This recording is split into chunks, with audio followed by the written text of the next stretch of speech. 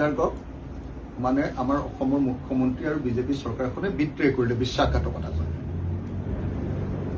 Zubeen Garg is বিট্ৰেড নাও by the government. একদম খোলা খুলি যদি মই কথা কওঁ, সঁচাকে অসমীয়া জাতিৰ আটাইতকৈ জনপ্ৰিয় মানুহজনক অসমৰ মুখ্যমন্ত্ৰী হিমন্ত বিশ্ব শৰ্মাই বিশ্বাসঘাতকতা কৰি পেলালে। মই বাৰম্বাৰ কৈ আছিলো যে তেওঁৰ ওপৰত যিখন চাৰ্জশ্বিট দিছে সেইখনতে তেওঁৰ বিশ্বাসঘাতকতা প্ৰতিফলিত কৰিব। কিন্তু এতিয়াতো তেওঁ যিবিলাক কথা কৈ আছে তেওঁতো খোলা খুলিকে কৈ দিছে যে আজিৰ দিনটোত যদিহে আপোনাৰ ফাৰ্ষ্ট টেক হয় তেতিয়াহ'লে আটাইকেইজন অভিযুক্তই বেইল পাই যাব। অসমৰ মুখ্যমন্ত্ৰী এইটোৱে কৈছে নহয় জানো যে ফাৰ্ষ্ট টেক আদালত হলে বেইল পাব। তাৰমানে কি, মই যে কৈ আছিলো ইমান দিন আপোনালোকক যে অসমৰ মুখ্যমন্ত্ৰীয়ে এখন ভুৱা চাৰ্জশ্বিট দিছে আৰু জুবিন দাক যদি সঁচাকে ন্যায় দিব লাগে তেতিয়াহ'লে অতিৰিক্ত চাৰ্জশ্বিট দিব লাগিব, এই কথাটো সত্য। মই যে বাৰম্বাৰ কৈ আছিলো যে নিৰ্বাচনৰ আগতেই আটাইবিলাক অভিযুক্তই মাত্ৰ 3 মাহৰ ভিতৰতে মই যে কৈ আছিলো যে তেওঁলোকে বেইল পাব। আজিৰ দিনটোত অসমৰ মুখ্যমন্ত্ৰীয়ে অভিযুক্তকেইজনক যেনে তেনে মেনেজ কৰিহে যেনে তেনে ৰখাই থৈ দিছে ইলেকশ্যনলৈকে। এতিয়া অসমৰ মুখ্যমন্ত্ৰীয়ে নিজে নিজে কৈ দিলে যে যেতিয়াই আচলতে লফুলনেছ নাহি যাব,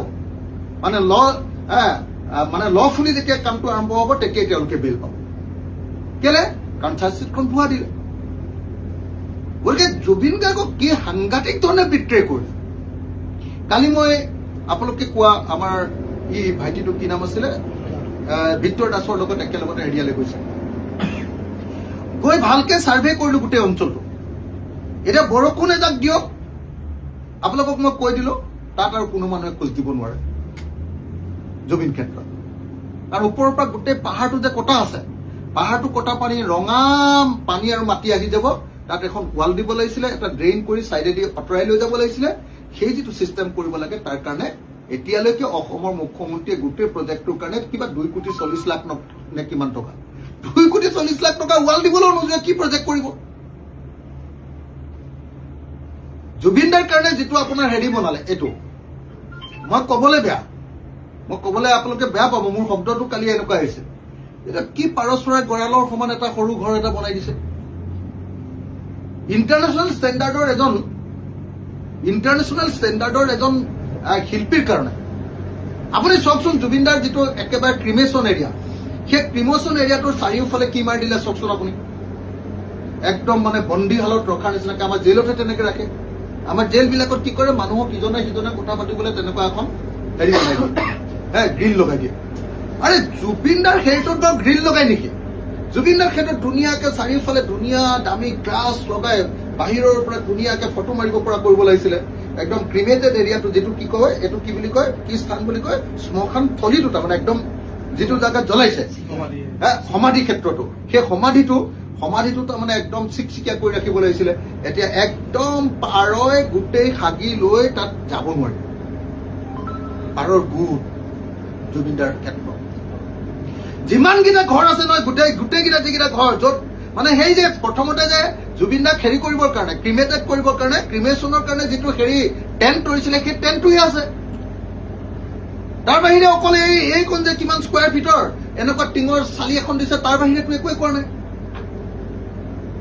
জুবিনদাক কিমান অন্যায় কৰিছে। আৰু জুবিনদাক এতিয়া কি কৰিছে আপোনালোকে, মই বাৰম্বাৰ কৈছো, 3টা কাম নকৰিলে জুবিনদাই ন্যায় নাপায়। 1 নম্বৰ অতিৰিক্ত চাৰ্জশ্বিট। এতিয়া এওঁলোকে চাৰ্জশ্বিট দিয়াটো, তদন্ত কৰাটো বন্ধ কৰি দিলে, গতিকে জুবিনদাক তেওঁলোকে ন্যায় নিদিওঁ বুলি কৈ দিলে। মই কৈ আছো যে অতিৰিক্ত চাৰ্জশ্বিট দিব লাগে, নম্বৰ 1, মানে তদন্ত চলাই থাকিব লাগিব। 1। 2 নম্বৰ কি কৰিব লাগিব যে নেশ্যনেল ষ্টেণ্ডাৰ্ডৰ লয়াৰ্ছ বিলাকৰ এটা টিম বনাব লাগিব, নম্বৰ 2। আৰু নম্বৰ 3, ফাৰ্ষ্ট টেক নহয়, ডে টু ডে আদালত বহাই, প্ৰত্যেক দিনাই আদালত বহাই 6 মাহৰ ভিতৰত জুবিনদাৰ ন্যায়টো দি দিব লাগিব। এই 3টা কাম নকৰিলে জুবিনদাই ক'ত ন্যায় পাব? সেইকাৰণে মই আপোনালোকক আকৌ কৈছো, মই খালি আপোনালোকৰ মোৰ সেইদিনা লাইভত মানে হেৰিয়াৰ লাইভত কি কয় এইটো নাম, আমাৰ ভিক্টৰ দাসৰ লাইভত ভিক্টৰ দাসে যি অশ্লীল বাক্য ক'লে, মই তাৰ কাৰণে দুখ প্ৰকাশ কৰিছো, বেয়া পাইছেতো। মই তাক পিছতো গালি দি আছো, কিন্তু তাৰ পাছৰ পৰা সি শুধৰণি হৈছে মোৰ, আৰু মানে মোৰ লগত থকা তাৰ পাছৰ সময়খিনি 12 ঘণ্টামান তাৰ পাছতো আছে, 1 মিনিটৰ কাৰণে বেয়া শব্দ কোৱা নাই মোৰ আগত। মই তাক ধমকি লগাইছো, কিন্তু ভিক্টৰ দাস আমাৰ সমাজৰ এজন প্ৰতিবাদী যুৱক, অসমৰ মানুহৰ কাৰণে আন্তৰিকতা থকা যুৱক, প্ৰতিভাশালী যুৱক, ব্যক্তিত্বশালী ল'ৰা। তাৰ দেউতাক হত্যাকাণ্ডৰ বলি হৈছিলে কাৰণে সি মানসিকভাৱে দুৰ্বল, তাৰ দেউতাকক হত্যা কৰিছে, আপোনালোকে নিশ্চয় জানে। গতিকে মই ভাবো যে ভিক্টৰ দাসক আমি মৰমেৰে চাব লাগিব, আৰু তাক যদি বচাব পাৰো ভাল হয়, মানসিকভাৱে বচাব পাৰো যদি ভাল হয়।